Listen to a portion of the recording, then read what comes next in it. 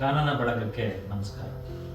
ಮೊದಲನೇದಾಗಿ ಕಾನನದ ಇಡೀ ತಂಡಕ್ಕೆ ನಾನು ಧನ್ಯವಾದಗಳನ್ನು ಹೇಳಲಿಕ್ಕೆ ಇಷ್ಟಪಡ್ತೀನಿ. ಯಾಕೆಂದರೆ ಇಂಥ ಅದ್ಭುತವಾದಂಥ ಮ್ಯಾಗಝಿನ್ನ ಓದುಗರಿಗೆ ಕೊಡ್ತಾರೆ, ಅದರಲ್ಲೂ ಮುಖ್ಯವಾಗಿ ಪ್ರಕೃತಿ ಪ್ರಿಯರಿಗೆ.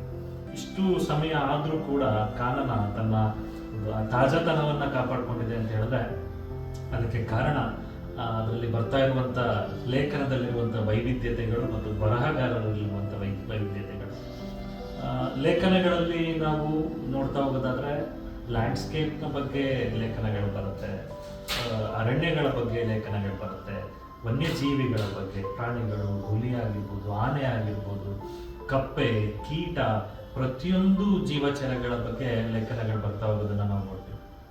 ಇನ್ನು ಬರಹಗಾರರಲ್ಲಿ ನಾನು ಗಮನಿಸಿದಾಗೆ ಕಾನನಕ್ಕೆ ಬರೆಯುವಂಥವರಲ್ಲಿ ವಿದ್ಯಾರ್ಥಿಗಳಿದ್ದಾರೆ, ಶಿಕ್ಷಕರಿದ್ದಾರೆ, ವಿಶ್ವವಿದ್ಯಾನಿಲಯದ ಪ್ರೊಫೆಸರ್ಗಳಿದ್ದಾರೆ, ಪ್ರಕೃತಿ ಪ್ರಿಯರಿದ್ದಾರೆ, ಪ್ರಕೃತಿ ಹೋರಾಟಗಾರರಿದ್ದಾರೆ, ವಿವಿಧ ಇಲಾಖೆಗಳಲ್ಲಿ ಕೆಲಸ ಮಾಡ್ತಾ ಇರುವಂಥ ನೌಕರರಿದ್ದಾರೆ, ಗೃಹಿಣಿಯರಿದ್ದಾರೆ.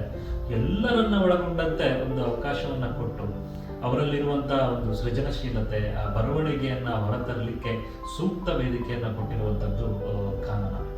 ಹಾಗಾಗಿ ಬಹಳಷ್ಟು ಓದುಗರನ್ನ ತನ್ನತ್ತ ಸೆಳೆಯುವಲ್ಲಿ ಕಾನನ ತಂಡ ಯಶಸ್ವಿಯಾಗಿದೆ ಅನ್ನೋದು ನನ್ನ ಅನಿಸಿಕೆ. ಮತ್ತೊಂದು ಅಭಿನಂದನಾರ್ಹ ವಿಷಯ ಏನಪ್ಪ ಅಂತ ಹೇಳಿದ್ರೆ, ಕಾನನದ ಈ ಒಂದು ಯಶಸ್ಸಿಗೆ ಕಾರಣ ಬಹುಶಃ ಆ ಕಾನನ ಮ್ಯಾಗಝಿನ್ನ ನಿರ್ವಹಣೆ ಮಾಡ್ತಾ ಇರುವಂಥ ಇಡೀ ತಂಡ.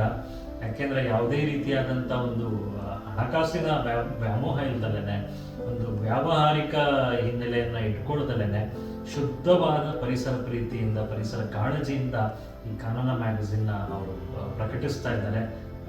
ಇಡೀ ತಂಡಕ್ಕೆ ನಿಜವಾಗಿಯೂ ಕನ್ನಡದ ಎಲ್ಲ ಪ್ರಕೃತಿ ಪ್ರಿಯರ ಪರವಾಗಿ, ಓದುಗರ ಪರವಾಗಿ ನಾನು ಪೂರ್ವಕವಾದ ಅಭಿನಂದನೆಗಳನ್ನು ಇನ್ನೊಮ್ಮೆ ಹೇಳಲಿಕ್ಕೆ ಇಷ್ಟಪಡ್ತೇನೆ.